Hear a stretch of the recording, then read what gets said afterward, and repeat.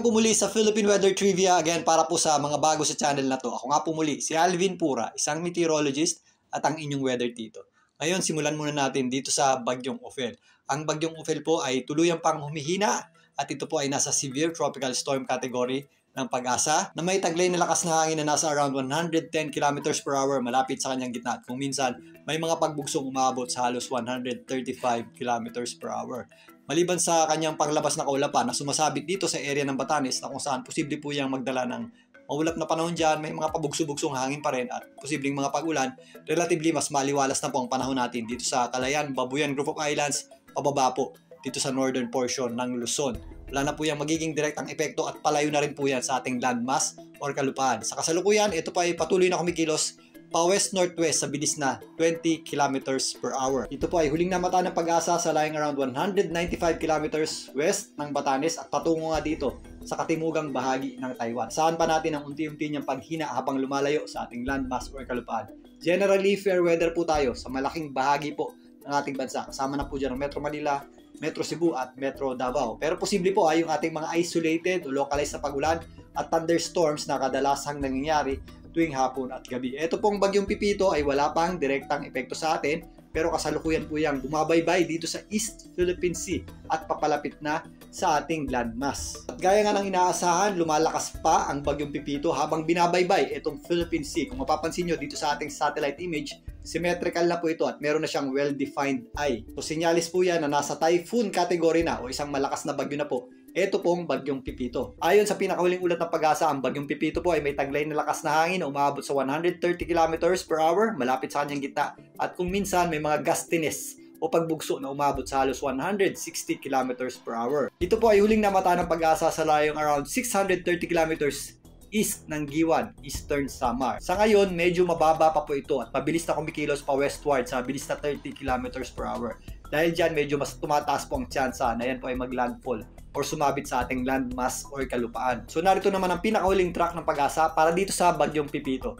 Base nga dito, unti-unti po itong kikilos o magsisimula po itong kumilos pa north-northwestward ngayong araw at babaybayin po niyan itong eastern section ng Visayas. Habang binabaybay po niyan itong kalahang East Philippine Sea, inaasahan po natin ang posible pa niyang paglakas o tuluyang pa niyang paglakas. Ito nga po ay posibleng bumagal at tumawid dito sa malaking bahagi ng Bicol Region bukas. Yan nga po yung ating critical times o crunch time sa pagdikit at pagtawid nito pong Bagyong Pipito sa malaking bahagi ng ating bansa. Magpapatuloy yan sa magdamag at sa darating na linggo ng umaga, yan po ay posibleng nandito na sa may general area ng Quezon at patawid dito sa malaking bahagi ng Central Luzon. At maaaring sa Sunday ng gabi, yan po ay mag-re-emerge na dito sa may West Philippine Sea at unti-unti na po yung lalayo sa ating bansa at posibleng sa darating na Lunes, yan po ay makalabas na ng ating Philippine Area of Responsibility. At again, ito pong kulay pula, yan po yung ating at least 89 km per hour or higit pa na hangin. Yan po yung ating mapanganib at damaging winds or mapaminsalang hangin na kung saan yan po ay posibleng tumawid dito po sa malaking bahagi ng Bicol Region,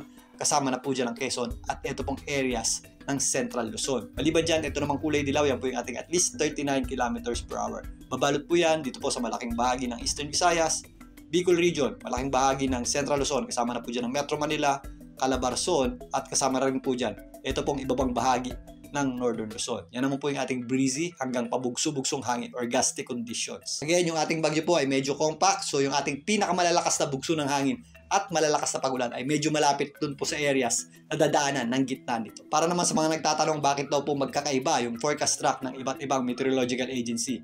Magkakaiba po yan dahil iba-iba pong analysis ang ginagamit dyan or iba't ibang meteorologist ang nag-a-analyze. Maliban dyan, statistically the same po yan or parehas lang dahil pumapasok yung ating forecast center track sa kanilang area of uncertainty or circle of uncertainty at pumapasok din yung kanilang center track dito sa ating cone of probability. At sa ngayon, malawak pa rin po yung ating area of uncertainty. Nag-extend po yan mula dito sa itaas na bahagi ng Eastern Visayas, dito po sa Northern Samar area, Bicol Region, malaking bahagi ng Central Luzon at Calabarzon, kasama na rin po dyan itong southern portion ng Northern Luzon. Base po doon sa forecast track ng Pag-asa, narito naman ang kanilang pagtaya para sa maaaring daladalang pag-ulan nito pong Bagyong Pipito. Base dito, meron pa rin tayong inaasang intense hanggang torrential rains dito po sa general area ng Sorsogon, kasama na po dyan itong Albay, maging dito sa area ng Catanduanes. Meron din tayong posibleng hanggang intense or torrential rains o yung halos walang tigil na pag-ulan dito po sa northern portion ng Samar. Samantalang heavy hanggang intense rains naman ang ating aasahan dito po sa area ng Camarines Sur, Camarines Norte, kasama na po dyan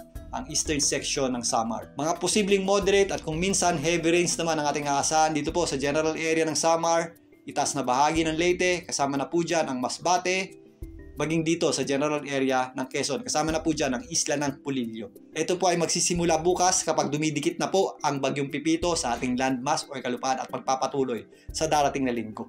At habang tumatawid naman ang Bagyong Pipito dito po sa general area ng Bicol Region at patungo nga dito sa malaking bahagi ng Central Luzon, meron po tayong inaasang intense hanggang torrential o yung higit 200 mm na pagulan dito po sa general area ng Aurora, kasama na po dyan ang malaking bahagi ng Quezon, maging dito sa isla ng Pulillo, kasama na rin po dyan ang Camarines Norte, Camarines Sur, maging dito sa area ng Catanduanes. Meron naman tayong mga posibleng heavy hanggang intense rains dito po sa area ng Nueva Ecija, Bulacan, kasama na po dyan ang area ng Rizal, Metro Manila, maging dito sa area ng Cavite at Laguna. Posibleng heavy hanggang intense rains din po ang ating aasahan dito po sa area ng Marinduque, kasama na po dyan ang Albay, Sorsogon, maging dito sa northern portion ng Samar. Samantalang, meron tayong mga ilang moderate at kung minsan heavy rains na aasahan dito po sa area ng Samar, Eastern Samar, maging dito sa area ng Masbate, kasama na rin po dyan ang Oriental Mindoro, Romblon, maging dito sa area ng Batangas. Meron din mga posibleng moderate at kung minsan heavy rains dyan po sa area ng Bataan, Zambales, Pampanga, Tarlac, Pangasinan, kasama na po dyan ang Nueva Ecija at ito pong areas ng Quirino. Ito po ay sa darating na Sunday hanggang Monday. Kasabay po yan ang pagtawid, ito pong Bagyong Pipito, dito sa general area ng Bicol Region, patungo dyan sa area ng Central Luzon. Dahil ito nga ay base po dun sa forecast track din ng Pag-asa. Samantalang sa kasalukuyan, although nasa dagat pa ang Bagyong Pipito, nakataas na po ang tropical cyclone wind signal number 1 ng Pag-asa. Dito po sa general area ng Camarines Norte, kasama na po dyan ang ilang bahagi ng Quezon, Camarines Sur, lalong-lalo na dito sa area ng Catanduanes. Importante po yan.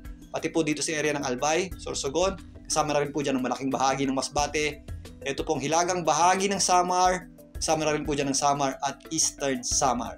Meron po tayong nakataas na signal number 2 dito po sa eastern section ng Northern Samar. Kasama rin po dyan ang northern section ng Eastern Samar. Ito po yung medyo nakausling landmass natin or kalupaan dito sa may area ng Eastern Visayas. Madadagdagan pa po ito at dadami pa po ito sa mga susunod na oras, lalong-lalo na po bukas. Mamaya mas talakayin pa natin ang sistemang ito at pag-usapan na rin natin kung bakit mas lumalakas ang mga bagyo kapag dumadaan dito sa eastern section ng ating bansa, dito po sa East Philippine Sea. So relatively maliwalas pa po ang panahon natin sa malaking bahagi ng ating bansa. Nandito pa po sa dagat, ito pong Bagyong Pipito at nandito nga sa East Philippine Sea. Gamitin sana natin ang maliwalas at magandang panahon na ito sa paghahanda sa posibleng pagtawid nito pong Bagyong Pipito dito sa general area ng Eastern Visayas, Bicol Region at mainland Luzon. Muli, ito po ang inyong weather tito para sa Philippine Weather Trivia.